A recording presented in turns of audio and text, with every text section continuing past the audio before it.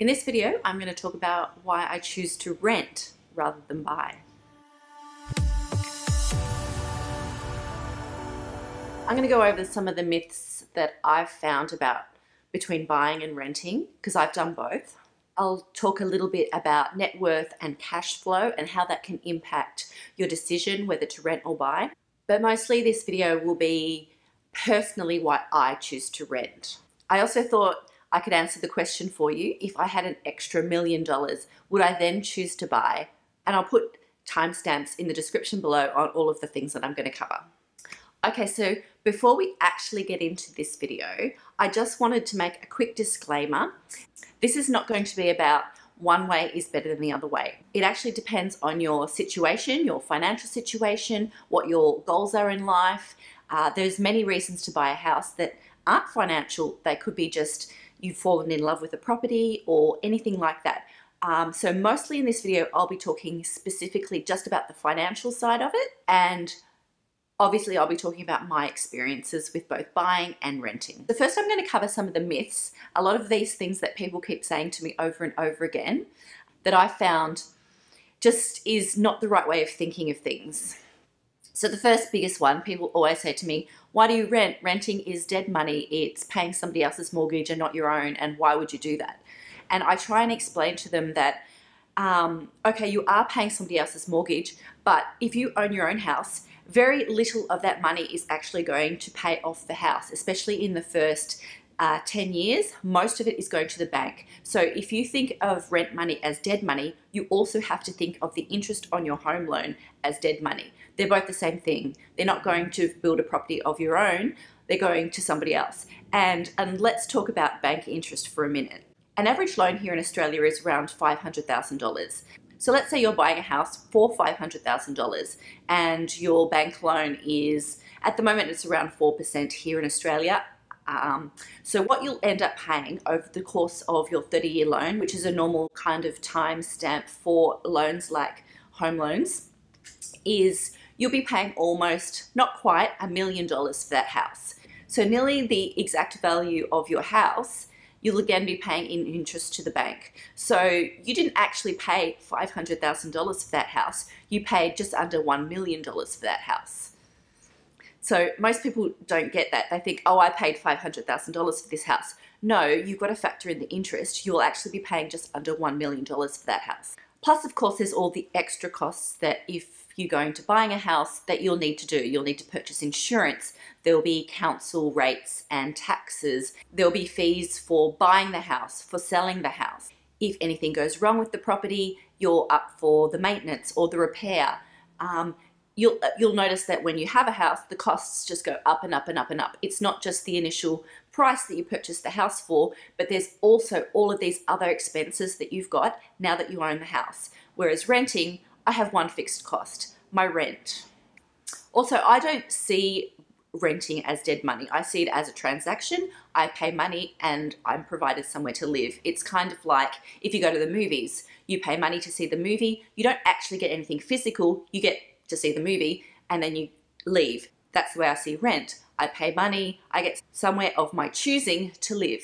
Okay, and another thing about renting, it's much more flexible. If you've ever tried to sell up and move house, it's not so easy when you own a house because it's going to take months and months and months, whereas renting, I could just get up and move anytime I wanted.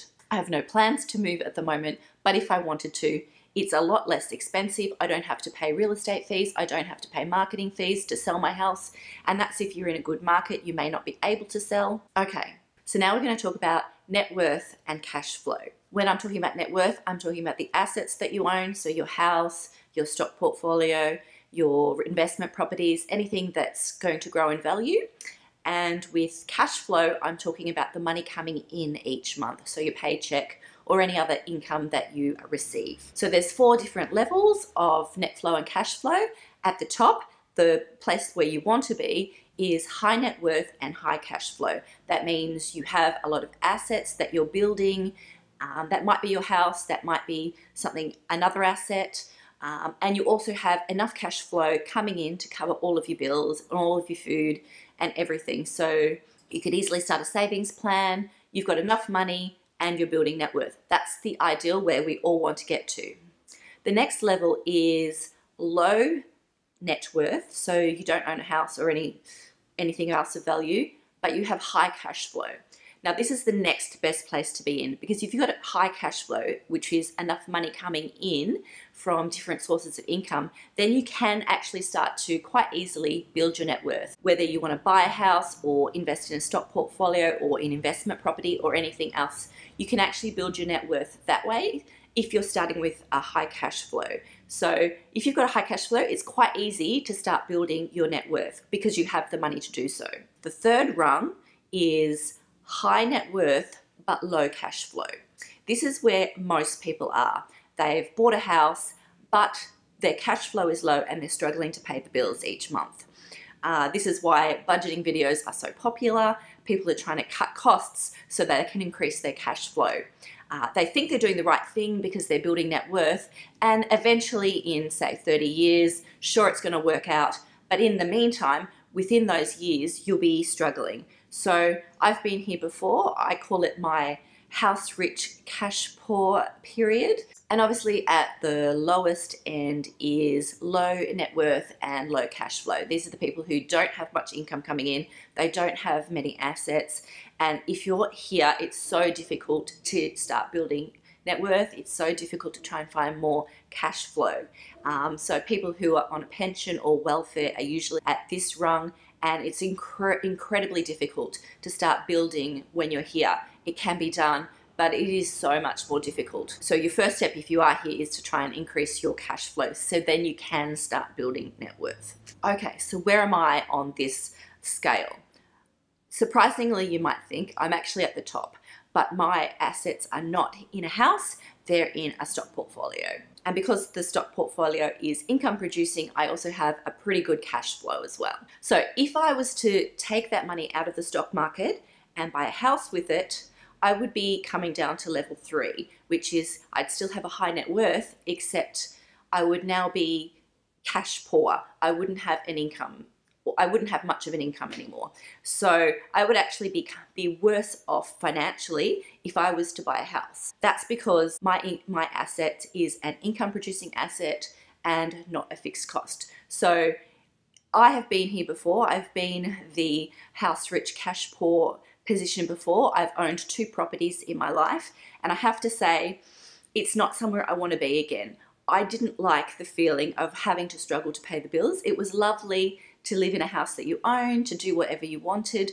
That part of it was lovely, but it didn't make me rich. It didn't help me financially. I was struggling just like most other people. And now that I'm renting, I'm not struggling anymore. I'm actually pretty financially independent now.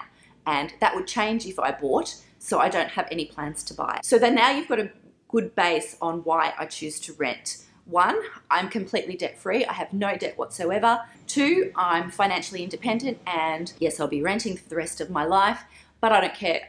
Those bills are covered. Now, obviously, they're going to put the rent up at some stage, but yes, I could afford that. And sure, in 30 years, I'm not going to own a house, but I'm completely fine with that. In fact, I would much rather have a healthy stock portfolio, which I can, if I need money, I can sell some shares at any time, which someone who owns a house can't quickly get cash if they need to. But yeah, my expenses are pretty much fixed.